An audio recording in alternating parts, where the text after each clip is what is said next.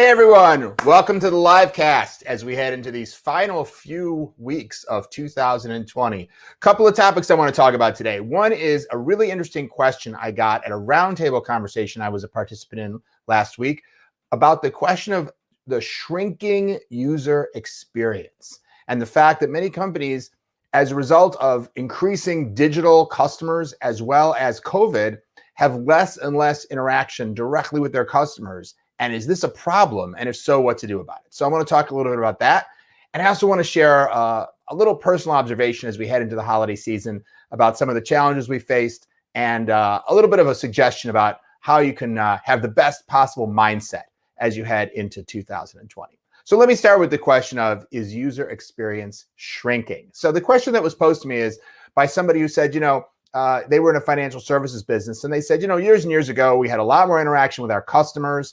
Plus, they interacted with interfaces and tools that we provided. Today, a lot of our services are provided by APIs. Our customers, they buy our company services, they connect to us, and then it's all kind of automated from there. And they have very little they have to do to interact with our company. Our services are just provided right into their systems. And the question is, are we even still providing a customer experience? Is the whole idea of customer experience become less and less relevant as more and more businesses get smarter and smarter about how they interact with you? Then are there less opportunities to interact with the customer? And what does that mean in terms of our ability to build a brand? What does that mean even in terms of the whole discipline of customer experience? Is customer experience really going away because things are becoming so integrated and automated that there's less and less of it to begin with? So a couple thoughts about that, because it's an interesting question. And first of all, I would say, I really don't think that customer experience is going away. The number one best thing you can do for your customer is provide them convenience. It's not the only thing, but when we look at, and in my book, Winning Digital Customers, which I encourage everyone to get, we talk about the three characteristics of businesses that are successful in a digital age. And they are hyper convenience, massive value shift, and proactive personalization. And certainly this area of hyperconvenience is all about reducing effort, reducing anything that the user has to do. So as you reduce the places the user has to go, they don't have to go to your store, they don't have to go to your website, they don't have to go to your app. Things are more automated. This is creating a better experience because we're removing away interactions for that customer that may have been not that valuable. And it's much more valuable to the customer in the vast majority of cases to, give them their time back, right? And just be providing the core value they're after. Because after all, it's not, Starbucks may be a nice place to go, but the reality is the time I spend standing in line or the time I spend interacting with the barista at Starbucks isn't really what I'm looking for from Starbucks, right? I'm really looking for that cup of coffee or whatever it is you like to get from Starbucks. And so if we can remove that, we do a lot of work in the car rental industry. And one of the things that digital has enabled is skipping the counter, right? You just get off the airplane, get on a bus, and they drop you right at your car. But obviously that's reducing interactions that you previously had. So on the one hand, the answer I think is that convenience is such a huge currency that you are doing the right thing when you do that. But that doesn't mean that the person asking me this question was just totally off base, because it does raise a question, which is, well, if I create less, first of all, creating more convenience is really the way to go. But it does mean you have fewer touch points with the customer. And is there a downside to that? There can be. It can mean you have less of an opportunity to create a branded impact. Because again, if things are automatically being fulfilled, is there a risk the customer will forget who you are, forget who's actually doing that fulfilling, because you've made yourself so invisible that you actually lose the opportunity to be branded and differentiated. Also, those moments of interaction with the customer, they're an opportunity to create empathy. They're an opportunity to show that you care. They're an opportunity to create a human connection. And well, of course, if you remove all those interactions, you have less opportunity. And thirdly, they can be an important opportunity to upsell. There's no question that going to the rental car counter is an opportunity for the business when the customer's there to say, hey, would you like a GPS? Would you like insurance? To offer additional services or products that may be valuable to the customer. They may even be things the customer really needs to provide advice and to help make sure that they've got everything they need, and of course, to generate additional revenue for the business. So as we have a shrinking customer experience in the interest of convenience for the customer, we do have some downsides. So what to do about that? Again, recognizing that Uber has removed a number of points of interaction that I previously had to deal with in getting a car to take me from place to place. And it is only to my delight as a customer. I got to be honest and say, I hope I don't sound antisocial here, but when I sit in the back of an Uber and I can just sit in and the guy knows where I'm going, I don't have to have that interaction where I explain to him the address and where I'm going and I have to worry about, did he understand me? I'd much rather not have to have that conversation. He has a GPS, he has the address, he knows where he's going. And then when we arrive at the destination, again, I don't have to have an interaction around the payment. I just know that, great, the app's got it, it's paid. And I'm likely to give an even bigger tip because I didn't have to deal with those things. So again, I think removing those points of interaction and creating more convenience is only to the benefit. And by the way, Uber, I think, still is able to do a pretty good job of making sure that you're aware that you're in an Uber, right? They give drivers little light up things that go in their cars that say Uber. You obviously have a branded experience when you use the Uber app. And so, I think part of the trick is to figure out, how do you make sure that the remaining touch points with the customer are branded in some way? Furthermore, though, I think it raises the question of, how can you create more positive points of interaction with the customer? Think of it this way. If you're saving the energy and hopefully the money that you might have otherwise had to spend engaging with the customer around lower value activities, such as ringing up their purchase or filling out their contract or scanning their credit card, because these things are being done automatically, what else can you use your team members for? If your call center no longer has to take orders because 90% of them are coming through the website, perhaps there's an opportunity for them to proactively reach out to customers and create a value-added experience. Instead of low-value experiences, which can be replaced through automation or through digital interfaces, which are much quicker and easier, how do you add on top of that? Then you're replacing your lower value interactions of just ringing someone up at a cash register with what might be a higher value interaction. Perhaps that's just reaching out to the customer and asking how they're doing. Or perhaps it's like what Apple does, right? Apple puts their Genius bars in every Apple location, and the vast majority of the services that they provide are completely free. I know that I can order an Apple computer from their website in 3 clicks, have it delivered to me, open it up, and probably start using it without needing any significant interaction with Apple, the company. But if all of a sudden I want some guidance or I want some help, I'm not sure how to do something, or I'm having a problem, they've put their labor force, so to speak, their customer-facing labor force, a place where I know I can go to them, I can get help, and I can speak to an expert. There's an example of creating value-added interactions. I don't really want to have to talk to someone just to order a computer, because that can be done in a more efficient way through a non-human interaction. However, there are times when I want to speak to somebody, and it's those times that you have the opportunity to create higher value. So I would encourage you to think about that, is to say, instead of thinking of it as the incredible shrinking customer experience, recognize that a lot of transactional interactions are shrinking, and we want to figure out how to make sure that what's left is still branded. And then how do we grow some more experiential interactions where more true, brand experience is of value? And let me just give you a couple more quick examples. We talked about Apple, and that's more about a human interaction. But it's not only about the user experiences that are shrinking, aren't only human interactions. They can also even be interactions with technology, with websites and mobile apps. As things get easier and easier, we move from, for example, going into your app where there's animation and stuff showing your brand and videos, to a voice command where I simply say to Alexa, hey, I need another Apple computer. And maybe that's the future, or I'm ordering from Siri. And so even when I'm interacting with technology, that user experience may be shrinking more and more and more in the interest of convenience. And so how do you make sure that you also are offering experiences through technology? That could be video content, training, media. Some people say that every company today is becoming a media company. And I think that, depending on what you mean by that, that may be true or not true. But to say that every company needs a content strategy, it needs to be thinking about knowing that, there's probably going to be less interaction with customers in the course of transactions.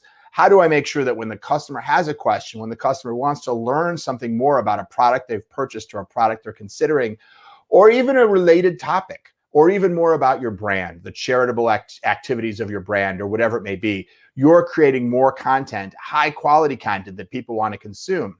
See, again, that's an example of taking your energy off of lower value customer experiences like transactional experiences and putting them into higher value experiences. If you produce an inspiring video that customers watch that helps them understand your product better or your brand better or whatever it may be, now you're spending your time with interacting with the customer in a way that's adding value to them, not just enabling them to complete a transaction.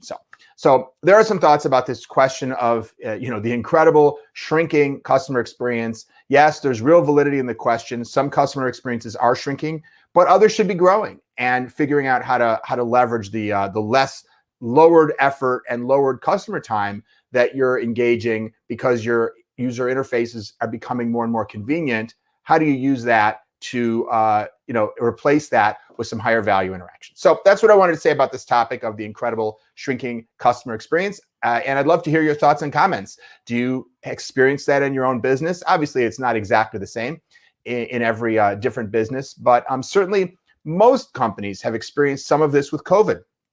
People who used to go to the store are now ordering online and picking up curbside. Of course, there's still an interaction online, but it's a less rich. It's often a less lengthy experience. There's not as much opportunity to browse. It's not as human-centered of an experience if you're doing that.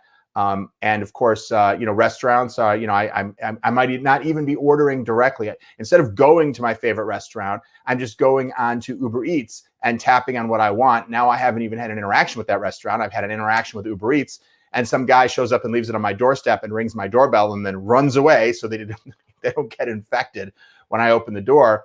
Nobody infected here, of course, but good safety measures should be taken anyway.